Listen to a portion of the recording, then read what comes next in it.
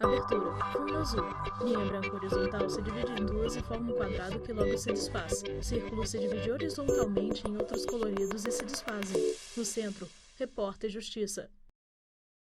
Imagem aérea de um prédio desmoronado. Sonhos desmoronados. Para inúmeras famílias, os imóveis comprados com muito esforço ruíram em questão de segundos. Foi na comunidade de Muzema, na zona oeste do Rio de Janeiro. Depois de uma forte chuva, em abril deste ano, 2 prédios erguidos por milicianos nas proximidades de uma encosta desabaram. Fora o prejuízo material, perdas irreparáveis. 24 pessoas morreram em meio a tantos Pessoas escombros. estão próximas aos escombros do prédio. O carro da Defesa Civil transita pelo local. Em outubro, o Brasil acompanhou a tentativa de resgate de moradores do edifício Andréia, em Fortaleza. Apesar dos esforços dos bombeiros, 9 vítimas não sobreviveram. Esses homens e mulheres sequer tiveram tempo de escapar de uma tragédia anunciada. Em meio ao bairro residencial repleto de casas, estão os escombros do edifício Andréia. O circuito interno revela que momentos antes do desastre, um homem quebrava a marretadas uma das colunas de sustentação do prédio. A ação era acompanhada de perto por outras 2 pessoas. Minutos depois, a edificação desabou. 6 meses separam um acontecimento do outro. A semelhança não está só no estrago causado e nas vidas interrompidas. Em ambos os casos, as construções eram irregulares. 2 situações que acenderam um sinal de alerta. Seriam os prédios do país construídos de forma segura? O repórter Justiça desta semana vai responder a essa e outras perguntas e ajudar você a identificar se a estrutura de um edifício corre ou não risco de desabamento. Edifício em construção no centro de um canteiro de obras. Eu estava sentada aqui nesse cantinho. Maria Cleonice Pereira, era por dona volta de casa. das 13 horas. Eu estava fazendo a oração. Quando eu levantei, que cheguei na porta ali, eu só vi o barulho. Eu pensei que era uma bomba. Aí meu filho estava deitado, ele pulou na porta. Mãe, o que aconteceu? Aí o telhado caiu com os tijolos do 5º andar. Foi um susto daqueles, um desespero que desequilibrou Maria Cleonice. Os tijolos caíram do último andar deste prédio em construção, no Riacho Fundo, cidade a cerca de 20 quilômetros de Brasília. Eram de uma parede que estava sendo levantada. Eu chorei tanto nesse dia, eu gritava tanto por socorro, a casa desabando, que o policial da Getop saltou a grade achando que era violência doméstica. Aí quando ele entrou, ele chamou o bombeiro e tirou a gente. A obra existe há 6 anos. Durante todo esse tempo, trouxe muitos transtornos a quem mora nas proximidades. Na casa da Maria Cleonice, são tantas rachaduras que ela já não consegue mais nem abrir a porta da frente, que empenou de vez. A entrada tem que ser pelos fundos. Os problemas estão ainda em outras partes. Viver aqui é um risco já atestado pela Defesa Civil, que determinou a interdição do imóvel. No dia do desabamento, a gente ficou na rua. Dormiu dentro do carro, esse dia todo dentro do carro, porque a casa estava interditada. Repórter Depois de Fernanda quase 15 Moraes, dias de Riacho interdição, Fundo a casa foi liberada e dona Maria Cleonice voltou para cá. Mas olha só a situação das paredes. Todos os cômodos estão ameaçados. Durante a noite, estalos são ouvidos com frequência e a sensação que os moradores têm é a de que o imóvel pode desabar a qualquer momento. É um terror. A gente não dorme, a gente fica mais o tempo todo sentada, porque a casa fica estalando, fica com barulho à noite e a gente fica mais sentado. Outra que perdeu o sossego foi Elza. A casa alugada por ela também precisou ser interditada recentemente. A cuidadora de idosos lembra exatamente o que disse a filha momentos antes de ter o imóvel comprometido por escombros do prédio vizinho. Aí eu falei, minha filha, esse prédio vai cair, eu tô sentindo isso. Elza Helena Maia, Eu tava cuidadora de sentindo um idosos. aperto, porque já tinha falado com eles antes. Dias antes eu já tinha conversado com os rapazes que estavam construindo aí. Com o desmoronamento da parede, a filha de Elza foi atingida e levada às pressas ao hospital. Por pouco, uma criança que estava no quarto com ela não se machucou. Minha filha, ela precisou de ir ao hospital, ela precisou de fazer exame na cabeça dela. Ela não ficou dormindo bem depois disso. E ela trabalha e tem dia que ela vai trabalhar assim, nervosa. A sorte que o forro de madeira não era fraco, porque quando a parede caiu, atravessou tudo, né? Quebrou tudo dentro do quarto. Contra a edificação, há 19 atos de embargo e 1 de demolição. Agentes de fiscalização chegaram a retirar parte da estrutura do último andar. As entradas foram fechadas com cimento. Ninguém entra mais no prédio. Só que enquanto ele não for completamente demolido, os moradores acreditam que não vão ter paz. Se não tomar providência, vai matar. E não é só eu não, são 4 famílias. Porque são 4 casas que estão interditadas por conta desse prédio. Esse prédio aí destruiu a nossa vida. A gente perdeu a saúde, perdeu a paz, perdeu a segurança. Perdeu tudo, tudo, acabou. E o que fazer numa situação dessas, quando o proprietário do imóvel atingido é quem fica no prejuízo? Este advogado, especialista em direito imobiliário, explica que o jeito é reparar o dano para depois acionar os responsáveis na justiça. Como o valor principal é o valor da vida, Gabriel o valor principal que nós advogado. temos dentro de todos os direitos ocidentais, ela tem que garantir a segurança dela e é um dever dela também. Então, a princípio, o primeiro ponto é corrigir as estruturas para que aquela pessoa possa buscar regredir contra os responsáveis. E aí vai se buscar os responsáveis, vai verificar se o proprietário tomou todas as cautelas necessárias para a aprovação daquela obra. Em Fortaleza, por exemplo, a prefeitura sancionou há 7 anos uma lei que obriga prédios a apresentar vistorias que garantam a manutenção da estrutura, justamente para evitar qualquer problema.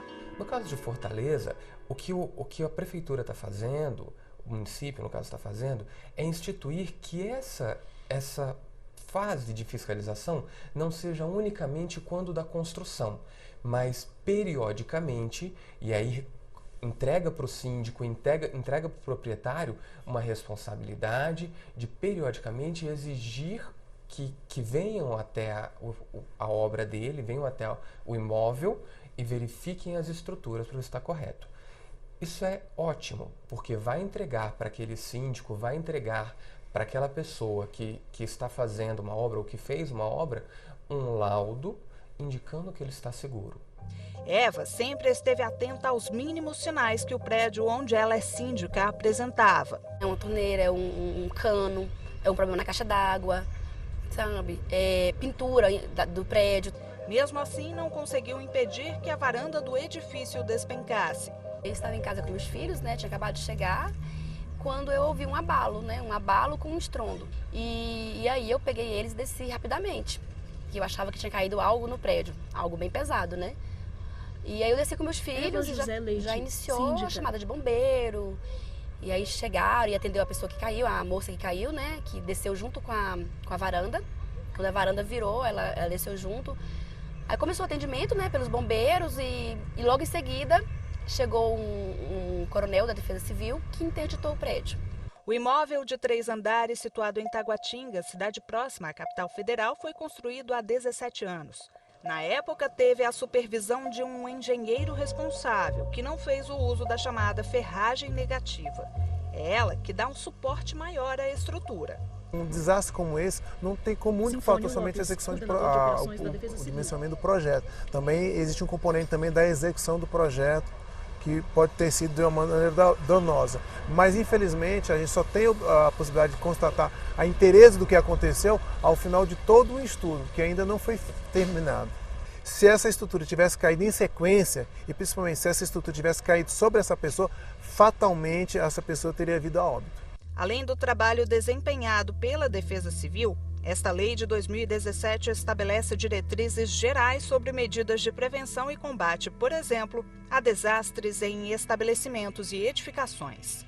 Cabe então ao Corpo de Bombeiros o planejamento, a análise, a avaliação, a vistoria e a fiscalização desses locais. Assim que soube do ocorrido, a dona do prédio veio do Maranhão, onde mora, para acompanhar os trabalhos. Imediatamente providenciou tapumes e escoras. Cristiane só sai daqui quando a edificação estiver pronta para ser novamente habitada. Quer se certificar de que tudo vai ficar bem. Eu não sabia que quando a gente tem algum tipo de Cristiane problema no Lopes, prédio, sim, um proprietária do problema imóvel. pode até levar a um desabamento, no caso a queda da marquise, por exemplo, que devido à infiltração ou se tivesse algum tipo de rachadura que eu poderia ligar na Defesa Civil para pedir que viesse me fazer uma avaliação no prédio, por exemplo. É verdade. Muitas pessoas desconhecem esse trabalho da Defesa Civil. O cidadão comum, ao perceber que na sua edificação apresentou algum problema que anteriormente não tinha, por exemplo, uma rachadura, uma grande infiltração, é óbvio que depende muito do tipo de rachadura, o tamanho, o tipo de infiltração que está acontecendo. Mas independente, ele mesmo estando nessa dúvida, ele pode sim acionar a Defesa Civil. A Defesa Civil tem uma equipe preparada que vai até o local e vai fazer um estudo preliminar para verificar se essa trinca, se essa rachadura, se essa grande infiltração é sim algum perigo imediato à estrutura. Mas uma coisa que eu gosto muito de refrisar é que toda edificação, assim como um ser humano, ele tem um médico de confiança que cuida da sua saúde, toda edificação ela deve possuir um arquiteto e um engenheiro que possa fazer a avaliação da sua edificação em tempos. Em média, a Defesa Civil do Distrito Federal recebe entre 10 e 15 notificações por dia. Esse número tende a triplicar quando tragédias como a de Muzema e de Fortaleza são notificadas. Somente este ano, quase 700 notificações por avarias diversas foram feitas por aqui. Houve 19 desabamentos totais ou parciais. Agora tem um engenheiro, né, que ele olhou lá, falou o que eu tinha que fazer, e o que fala que eu tenho que fazer eu faço. E você vai ver a seguir no Repórter Justiça, como construir um prédio de forma correta. A repórter Fernanda Tavares vai mostrar o que deve ser observado durante uma obra. E mais, como o morador pode identificar se a estrutura de uma edificação é segura. Não saia daí que a gente volta já. Vinheta de transição. No centro, Repórter Justiça. Vinheta de transição. No centro, Repórter Justiça. Rio de Janeiro, 22 de fevereiro de 1998, sábado de carnaval. Uma coluna com 44 apartamentos do edifício Palace 2, na Barra da Tijuca, desaba, deixando ali uma cena de destruição. 8 pessoas morreram e várias famílias perderam tudo o que tinham. Dias depois, o edifício foi implodido por determinação da Prefeitura Carioca.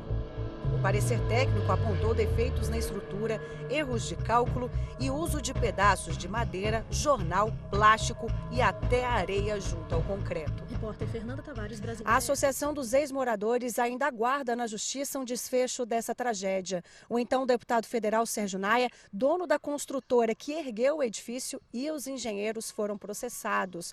Eles são acusados de homicídio, danos morais e materiais. Até hoje, os ex-moradores não receberam o total da indenização. Sérgio fiscaliza obras pelo Conselho Regional de Engenharia e Arquitetura. Ele explica que realizar uma construção é uma tarefa de muita responsabilidade. Muitas vezes as pessoas acham que economizar na contratação de um engenheiro ou de um profissional devidamente habilitado, ela pode converter essa suposta economia em investimento na obra. Só que executa a obra de péssima qualidade, acaba ocorrendo muitas vezes que essa obra gera até um custo maior, fora esse problema que é muito sério, que é uma obra executada sem a devida técnica, sem a devida assistência profissional, que oferece riscos a não só às pessoas que estão ali trabalhando, mas aos vizinhos, aos transeuntes e aos futuros ocupantes dessa obra, que não tem nenhuma garantia da sua estabilidade, da sua segurança. O primeiro passo é estudar o terreno. A primeira coisa que a gente faz é uma sondagem do terreno para verificar qual o tipo de solo que tem nele, qual vai ser o tipo de fundação, qual vai ser o tipo de estrutura. Em cima disso são elaborados projetos. A construção ela tem que seguir fielmente esses projetos, atendendo toda a legislação vigente. As regras são da ABNT, a Associação Brasileira de Normas Técnicas. Diversos itens tratam da segurança do trabalhador no canteiro de obras. Há ainda determinações sobre a qualidade do material a ser utilizado. Cada material ele tem normas que regulamentam as condições mínimas de qualidade e eficiência que eles devem ter. Então, assim, não é porque o material é mais caro ou mais barato que ele pode oferecer maior ou menor qualidade ou condições de risco a uma edificação. O que importa é que ele seja bem empregado de acordo com as especificações, de acordo com as melhores técnicas construtivas. A responsabilidade da obra deve ser de um engenheiro. Nós temos uma atuação bastante rigorosa na apuração dos fatos e na punição desse profissional caso ele cometa alguma falha ética, uma imperícia, uma imprudência. Se houver irregularidades, a obra é interditada até que os problemas sejam corrigidos. Ela é interditada preventivamente para evitar que algum sinistro possa ocorrer, até que seja feita toda uma análise, toda uma investigação para verificar se aquela obra oferece as mínimas condições de segurança e de técnica para poder prosseguir. Caso contrário, essa obra fica interditada até que as devidas correções sejam feitas. Depois de receber o imóvel, o morador também passa a ter obrigações. Qualquer reparo só pode ser feito com acompanhamento de um responsável pela obra. O síndico pode ser uma espécie de fiscal e tem poderes para multar o morador que descumprir as normas de segurança. Você não tem que aprovar simplesmente no condomínio Gabriel junto ao síndico. Advogado. Porque ficava muito pessoal, ficava muitas vezes o síndico mesmo não tinha aquela qualidade técnica ou aquela responsabilidade técnica para verificar se aquela obra estava sendo feita. E aí entra também uma responsabilidade dos arquitetos que, para comercializar os serviços, muitas vezes não entregavam uma percepção do local ou efetivamente um trabalho seguro, né, balizado. Agora você vai ter que novamente aprovar junto à prefeitura a realização dessa obra que vai ser feita. A construtora que está entregando o apartamento tem obrigação de entregar um manual de manutenção para ele, até para orientar como ele deve fazer, em qual período, né? Qual o tipo de manutenção que ele deve fazer, e ele tem que cumprir aquilo ali. Sob perda de garantia, claro, assim como uma compra de um carro, se você não faz manutenção, você perde a garantia.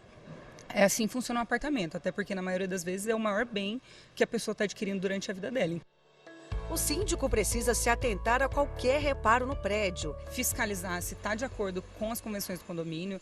Se não tiver de acordo, ele tem responsabilidade de parar a execução daquela reforma, de solicitar esclarecimentos com aquele morador. O condomínio tem obrigação de cumprir as mesmas manutenções que o morador tem que cumprir dentro da unidade dele, o condomínio também tem que cumprir isso no condomínio como um todo. Seja uma instalação coletiva, uma fachada. Então, assim, é obrigatório que ele faça e registre essas manutenções também. Isso é muito importante para uma eventual... caso aconteça alguma coisa, ele ter isso registrado para conseguir comprovar que ele fez, que ele cumpriu o cronograma de manutenção dele. No próximo bloco, você vai saber quais são as normas de segurança a serem cumpridas durante a reforma de um apartamento. E mais, porque prédios novos com menos de 10 anos de uso precisam de reparos estruturais. É daqui a pouco no Repórter Justiça. Vinheta de transição. No centro, Repórter Justiça. Vinheta de transição. No centro, Repórter Justiça. Quebra daqui, quebra dali, desde a mais simples troca de fiação até o reforço da estrutura de um edifício. Todo e qualquer reparo pode virar um transtorno quando não executado por um profissional. Agora você vai acompanhar a maneira correta de se fazer uma obra. Estamos em um apartamento na Asa Norte, área nobre de Brasília. São mais de 100 metros quadrados, dividido em 3 quartos, uma sala, cozinha e 2 banheiros. Com o Felipe, vimos de perto quais são os cuidados a serem tomados e o que precisa ser feito para que a estrutura do prédio não seja afetada. Repórter Fernanda Tavares. Originalmente, aqui no apartamento, isso aqui era uma parede que dividia a sala da cozinha, é isso, né? E agora você abriu esse espaço, né? Para tirar, realmente retirar essa parede, o que tem que ser observado?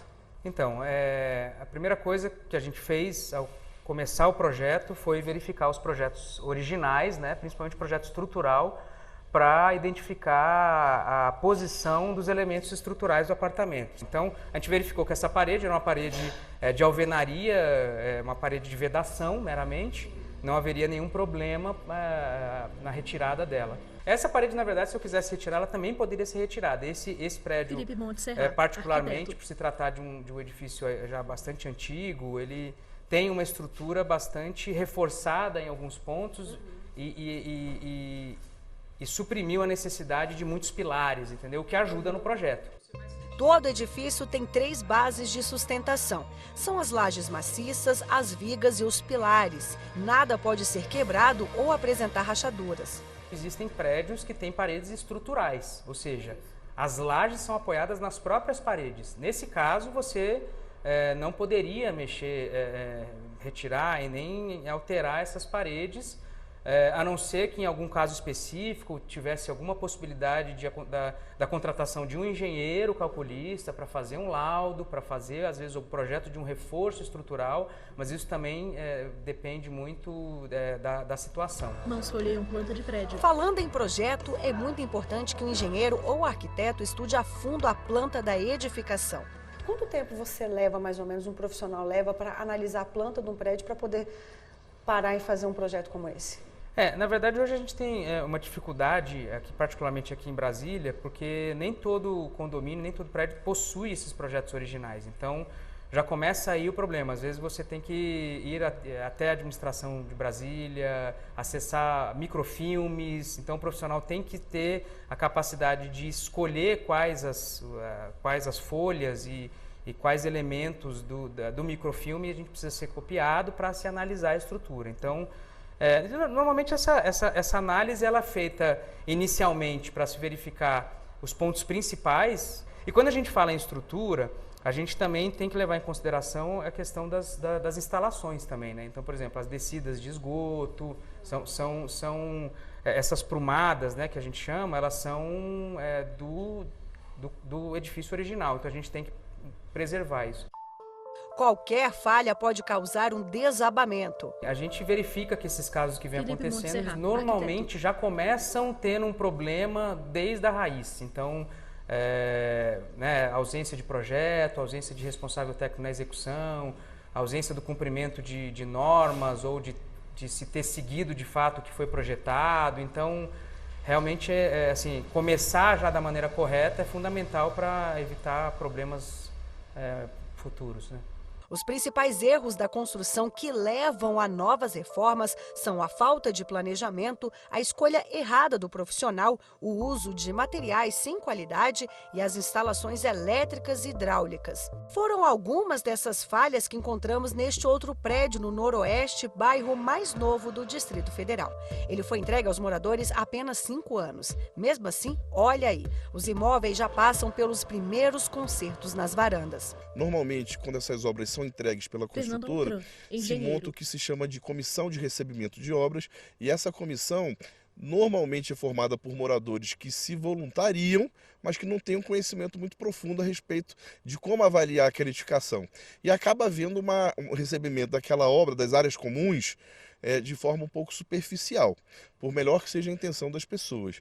E isso, somado ao fato da qualidade construtiva, somado ao fato da falta de implementação da manutenção do dia 0 de início de uso do prédio, acaba levando à incidência do que a gente chama de anomalias e falhas na saúde da edificação. Não importa se o edifício é antigo ou novo, manutenções constantes são mais do que necessárias. Na fachada de um prédio faltam ladrilhos. Nos prédios mais antigos aqui do DF, a gente vê uma estrutura de construção muito robusta, mas problemas esperados, inclusive, nas instalações. As instalações de 40, 50 anos atrás não são compatíveis mais com as demandas da sociedade atualmente. Já nos prédios mais novos, a gente vê problemas graves, inclusive no método construtivo. Então a gente tem muito problema de estrutura, muito problema nas instalações, falta de conformidade com as normas e problemas como o que vocês acabaram de ver aqui na fachada. O modelo antigo de construção, as empresas tinham uma equipe para tudo. E hoje em dia, ao adotar esse modelo de subcontratações, nem sempre o resultado é positivo.